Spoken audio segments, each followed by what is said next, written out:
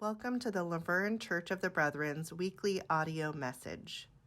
Here at the Laverne Church of the Brethren, we create a Christian community called by Christ to be inclusive, caring, and peace-minded.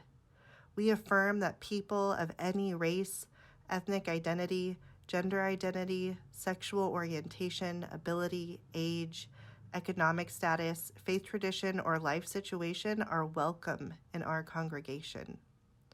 We believe in compassionate service, stewardship of creation, respect for diversity, and nonviolent reconciliation for differences among all people, nations, and faith traditions. We claim no creed but the New Testament as exemplified by the life of Christ. We strive to follow the way of Jesus. And through these efforts, we seek to grow ever closer to the mind and heart of God. And now let us ground ourselves as we enter into today's message.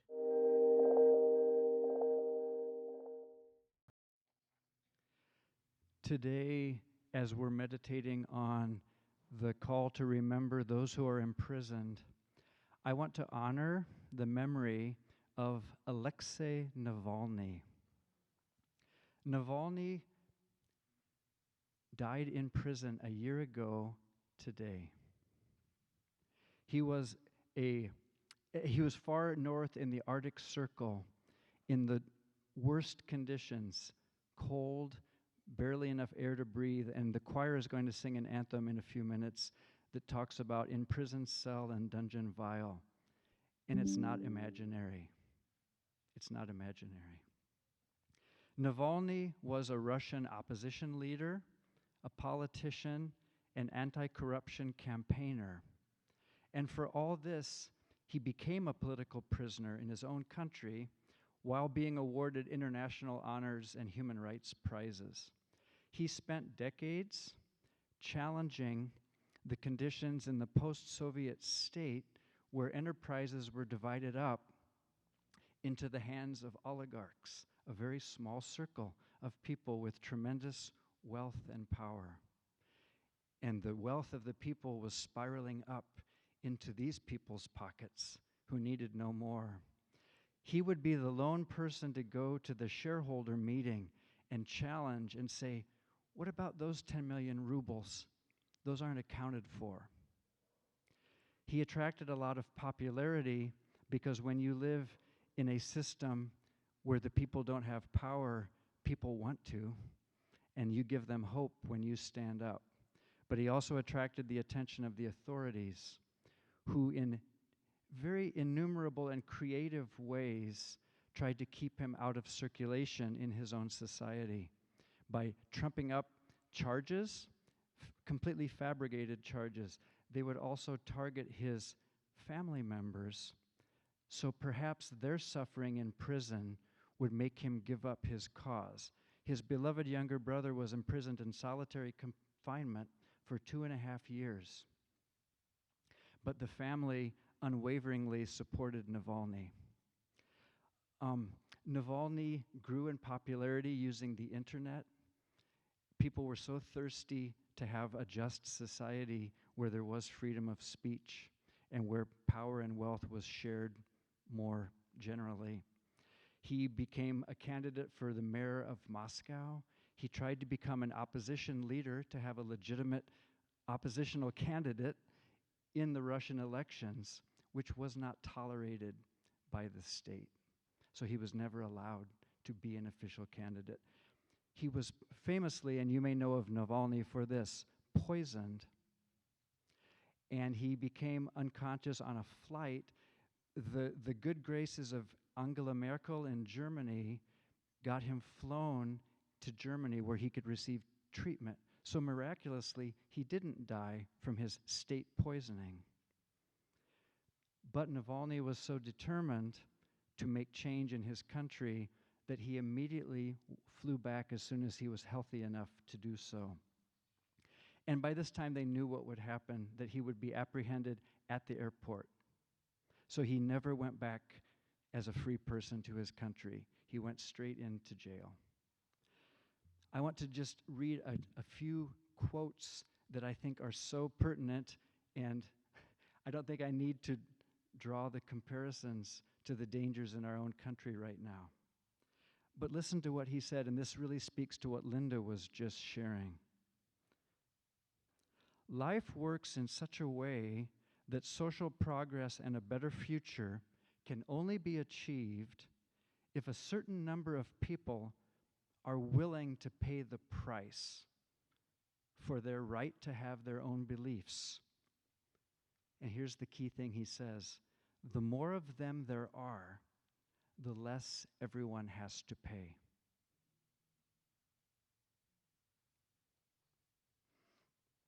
I also want to talk about Navalny's belief in truth. What is truth? And you may remember famously that when Jesus was on trial, it makes me think more about what was the actual cultural context of Jesus' day.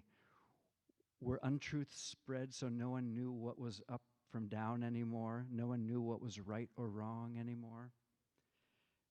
Jesus on trial said this: I was born and came into the world to testify to the truth. Everyone on the side of truth listens to me. Pilate retorted, what is truth?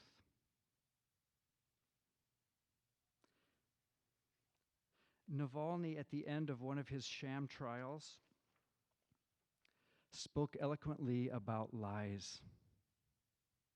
Here's what he said. Maybe this is going to sound naive, and I know it's become the norm to laugh ironically and sneer at words like these. But I call on absolutely everyone not to live by lies. There is no other way. There can be no other solution in our country today. I want to thank everyone for their support. I call on everyone not to live by lies. About 6 years ago, I heard on the radio a story of a Russian man in St. Petersburg who worked for, I'm going to just give it a name that's not real, the Ministry of Disinformation. When you live in a corrupt society, it's actually an official state thing that the disinformation comes down from on high. And it was a really interesting article because he had resigned his job at a disinformation office for his own people, spreading disinformation in his own country.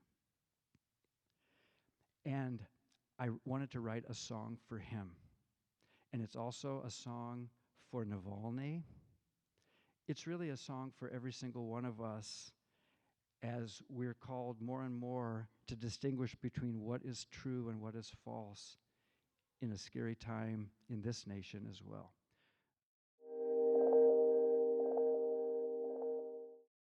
When I first heard the theme of today's worship service, for I was imprisoned, my mind went straight to my great-grandfather, Jesse Brandt. Many of you knew him or knew of him, but for those of you who don't, no, he wasn't some criminal mastermind, but he did spend some time in Alcatraz. But I'm getting ahead of myself. I never got to meet my great-grandfather, but I grew up hearing stories about him, especially his time as a conscientious objector in World War I. During this time, if you were a healthy young man and you didn't enlist in the military, not only were you unpatriotic, but if you were drafted and chose peace, you were breaking the law. Now, instead of telling you the stories that have been passed down to me, I thought that Jesse could tell you himself about his time as a CO. You see, my cousin Dina, Jesse's granddaughter, asked him about his experience during World War I when she was in college, and he wrote back to her in this letter.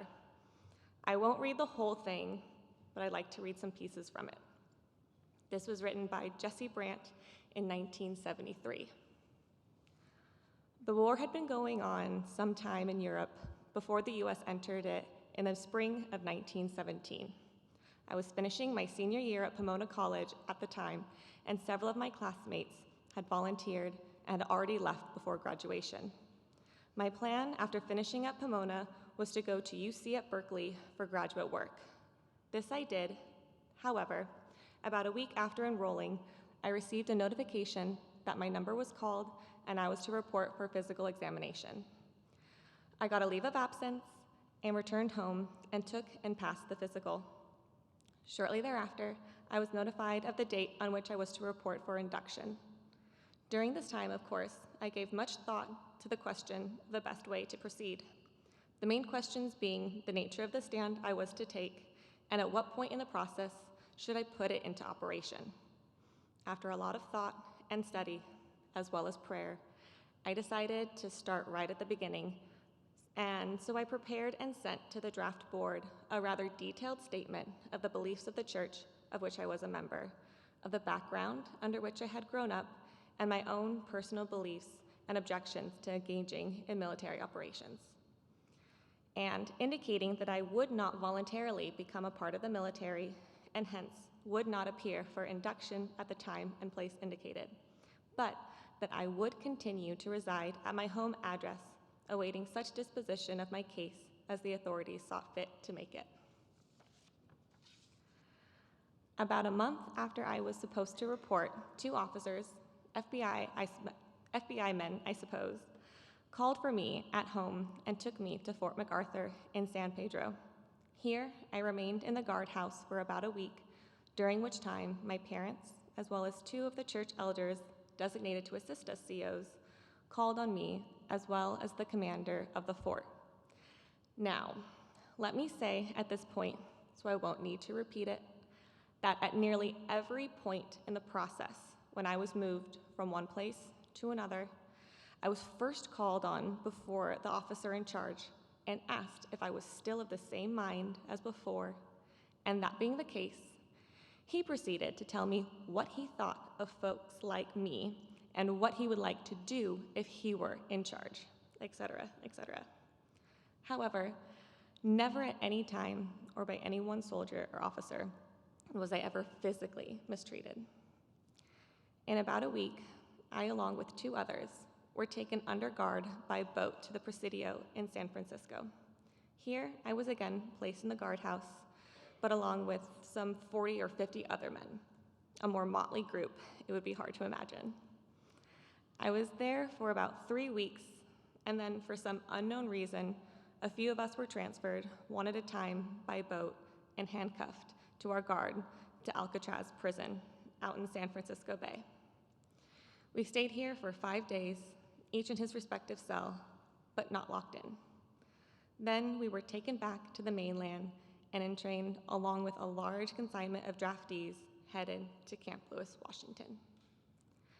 The letter then goes on to detail all of the different places where Jesse spent his time and what he did in those places. At one point, he was interviewed by a committee and asked, "Since you won't fight, will you accept service tending to and burying the dead between the battle lines?" He answered, "I would accept such service, provided I could do so in civilian clothes and carry no weapon." This must not have been an acceptable answer, since instead of sending him overseas, he spent the rest of his time doing manual labor in surrounding farms that were contracted with the Army. The armistice was signed November 11th, 1918, and his discharge papers were dated November 29th, 1918. Jesse ends his letter by saying, "1918 was a long time ago, just over 55 years. During that time, there has been considerable erosion in my memory, and since this was written from memory, I'm sure there must be numerous errors. This statement relates to the experience of just one CO. Every CO was an individual and had to fight his own battles with his own draft board and with the officers and soldiers with whom he came in contact.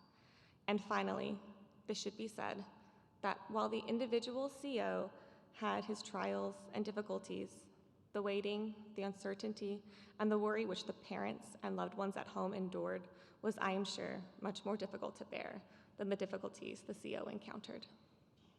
So, as we live in a time of much political uncertainty, to put it mildly, I can't help but think about my great-grandfather and what he and his fellow COs and families went through, and ask you and myself to explore what it is that we believe.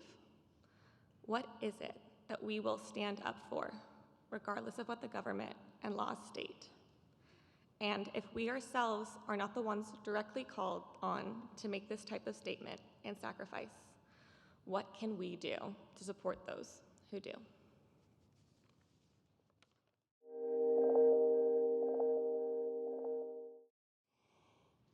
Good morning. My name is Eric Davis, and I am an artist. I know this because if you Google Eric Davis, you will find references to a famous baseball player. However, if you add the word artist, you will find me. And on the internet, in order to have a unique web domain, I added an M and registered ericmdavis.com many years ago. I share this because the M represents my middle name, Matthew. Matthew 25 calls us to visit the prisoner. Just how is this done? We cannot force our way into prison. Do we plan a visit? Have I or someone we know been incarcerated? However the occurrence, we should patiently ready ourselves for an invitation. I am truly grateful that this congregation has educated me and shaped my faith. Our church has strengthened me to believe that we are all children of God. I learned to accept vulnerability and in my actions to always try to lead with love. Back in 2017, my friend Jim Elliott asked me to teach watercolor to the women in the mental health department at the California Institute for Women in Chino. For my safety, I was always escorted, and there was a guard present at all times. With 3 months of weekly 3-hour lessons, the situation became more relaxed. Over time, let's just say, there was a guard nearby, and my students loved the lessons. My identity wasn't revealed to any of these inmates. They simply knew me as Eric. Jim is the healthcare CEO of the prison. His daughter Lisa and my daughter Riley are best friends. This past August in 2024, Jim came calling again. This time he asked me to help with a mural project at the prison. Knowing the time commitment of a mural, I paused and contemplated the invitation. Was there compensation involved? Jim informed me it was strictly volunteer. And this actually helped me define my role and the scope of my involvement. I agreed to mentor a group of 8 to 10 inmates and place the creative responsibility and ownership upon the participants. It would be up to them to complete the project and hopefully give them the experience needed to do it again without me. For my first meeting with the administration, staff, and inmates, I brought in storyboards to share my experience from painting the mural on the 4th Street Mill here in Laverne. I had an outline of 8 steps for creating a mural, and as I began to present the process, Brandy, the staff liaison, stopped me and informed me that they had already watched a video of my presentation online. Really? Yes, Jim said. They had watched the YouTube video produced by LVTV Channel 3 and the Laverne Historical Society. By viewing it, it gave the administration faith in my expertise. Also, the inmates accepted my credibility immediately because in addition to the video, they had Google searched my other artwork online. So with this project, there was no hiding my identity. They had created 4 sketches that were voted on by the population. All of the sketches were beautiful, but the winning one didn't fit the space proportionally. The overall mural was to be 9 feet tall by 45 feet wide. I gave them an outline of a scaled down rectangle so they could fit a final sketch on paper. They combined elements from 2 of the sketches to fill the additional horizontal space. This sketch became our roadmap. Using the walls brick pattern, we created a grid system with numbering and applied the grid to the sketch. In November, with donated paint and brushes, as an artist's dream, from a local Dunn Edwards, we were finally up on the wall. The artist painted the numbering system and outline in just 1 day. With their enthusiasm, it quickly became obvious that this was a unique and special opportunity for them. The whole prison yard was buzzing.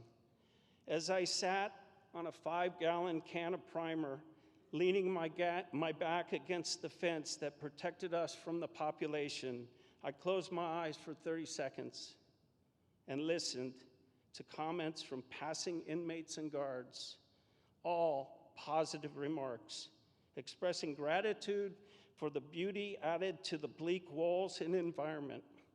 It was like beautiful music, a stream of praise and thank yous offered to the artists. Matthew 25, verses 34 through 36. Then the king will say to those at his right hand, "Come, you who are blessed by my Father, inherit the kingdom prepared for you from the foundation of the world. For I was hungry, and you gave me food. I was thirsty, and you gave me something to drink. I was a stranger, and you welcomed me. I was naked, and you gave me clothing. I was sick, and you took care of me. I was in prison, and you visited me."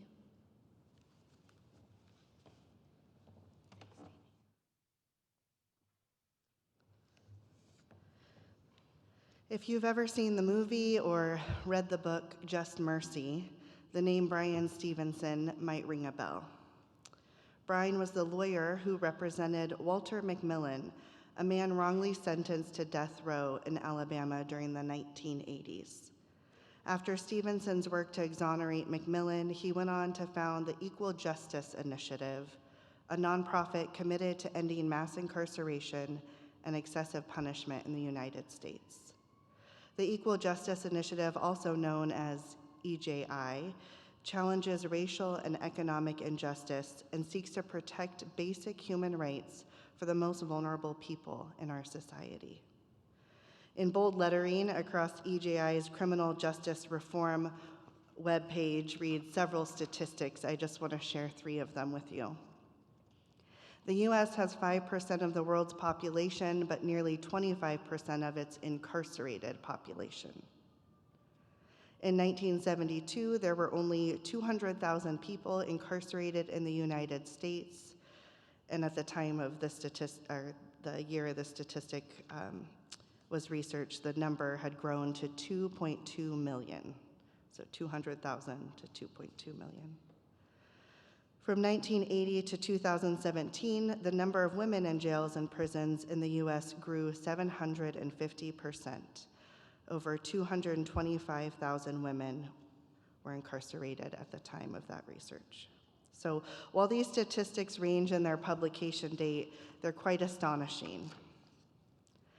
Over the last few weeks, we've explored a pledge that this congregation committed back in 2017, a pledge to be a Matthew 25 congregation, to protect and defend the vulnerable in the name of Jesus, and to work toward this end through prayer, education, action, and collaboration with the vulnerable in our communities.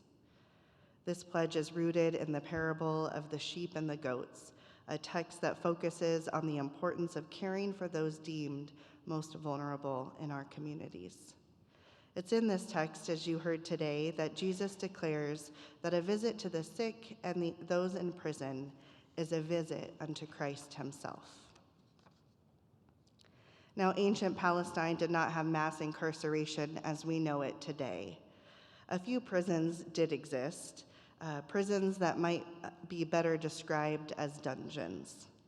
These dungeons were not the only place that prisoners were kept in custody. Military barracks and homes were more commonly used to hold individuals for just a short time until their sentencing at trial. Once sentenced, punishments that often included pretty violent outcomes or exile and enslavement. Like today, those with societal influence and wealth were treated better than those with less privilege while they were imprisoned. The peasant class was more likely to receive extended imprisonment in those dungeons in pretty grotesque conditions. There was no regulated prison system in place, no requirement to provide food or sunlight. These vulnerable ones needed resources from their communities to stay alive while they were imprisoned.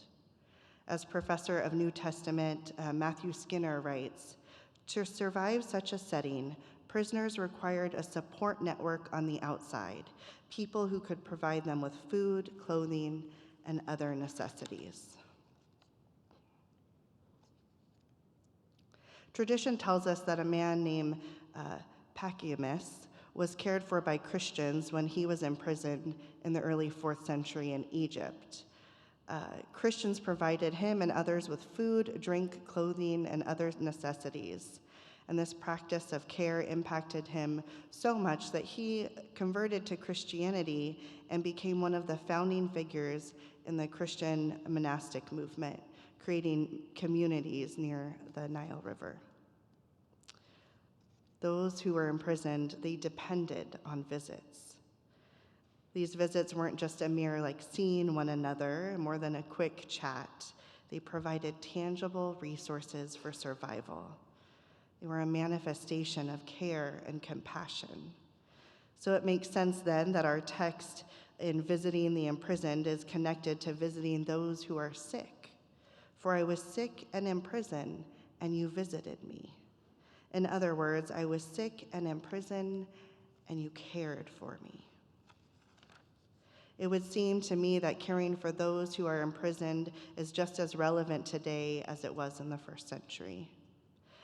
Some of you might know Paige Butzloff.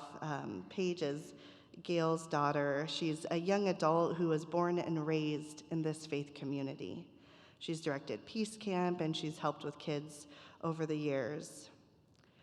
While Paige was in high school, she was introduced to the Death Row Support Project. The Death Row Support Project is a Church of the Brethren nonprofit that facilitates pen pal relationships between those on death row and those on the outside. So at just 16 years old, Paige became a pen pal with Noel, a man who was sentenced to death row. Paige has been interviewed and written articles about her experience over the years. I love this about what Paige shared concerning her experience. She said that her goal was never to find out what Noel did or did not do.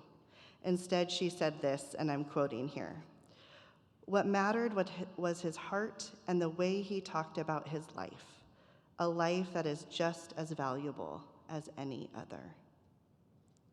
For over 15 years, Paige has offered care to Noel and also received care from Noel through the visitation of pen and paper. An example, I think, is one way to answer the call of Matthew 25. As someone myself who's never stepped into a prison, reflecting on this text and our pledge has been an invitation to examine how my life might offer care and compassion to those who are in prison today. And I extend that invitation to you. Perhaps like Brian Stevenson, our care will take form in advocacy, working toward a justice system that is fair, one that does not discriminate or favor elite while persecuting the underprivileged. Perhaps like Paige, our care will involve reaching out through letters, connecting with someone on death row. Maybe like Eric, we'll show up and we'll visit those behind bars, offering our talents and passions while learning from theirs.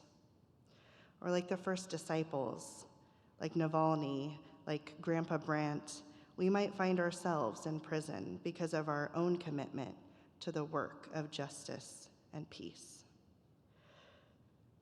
Let us consider what it means to live into the call of Matthew 25, what it means to offer care for those who are imprisoned and to work toward freedom for all. Amen. We're so glad that you listened to the message today. If you're looking for an open and affirming, peace-loving, and justice-seeking congregation, consider visiting us for in-person worship on Sundays at 9:30 a.m. We'd love to meet you.